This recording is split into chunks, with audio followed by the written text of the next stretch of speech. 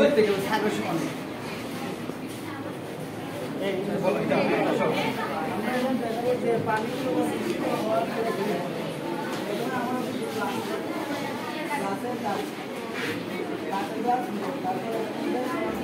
আগে তোমার প্রজেক্টের নাম কি বলো?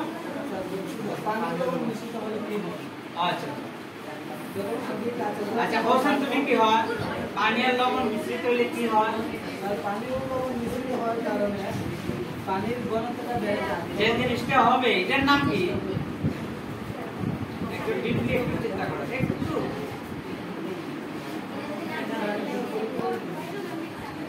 একটা দ্রবণ হবে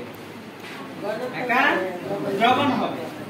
এখন কত স্যার বলতে ঘনত্ব বাড়ে যায় দুটো গ্লাসের মধ্যে পানি দেবো তারপর দুটো ডিম দেবো দেখা যায় যে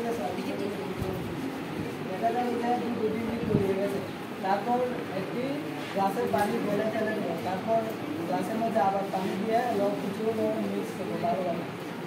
তারপর সেই লবণযুক্ত গ্লাসের মধ্যে আমরা একটু ডিম রাখার পর দেখবেন তারপরে সেই লবণটি পানি নিচে চলে যাবে না আমরা চাইলেও কিন্তু যেটা পানি নিচে চলে লবণ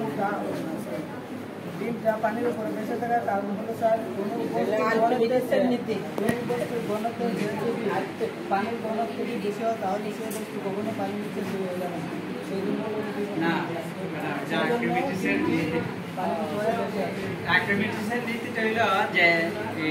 স্থান যে দখল করে এইটা অর্থাৎ উপরের স্তর এবং নিচের স্তরকে নির্ধারণ করা মানে কঠিন বস্তুটা পানিতে অজল কম আর এটার ঘনত্ব বেশি অজল বেশি না ডিমটা যে জায়গাটা দখল করছে এই জায়গার পানি থেকে ডিমের অজলটা কম বিদায় ডিমটা বেশি লোহার জাহাজ পানিতে পারে হ্যাঁ আর যেটা আর্কিমিডিসে এটা মানে কঠিন পদার্থটাকে কতটুকু স্থান দখল করতে আর্কিমিডিসের সূত্রের সাহায্যে এটা এটাই তো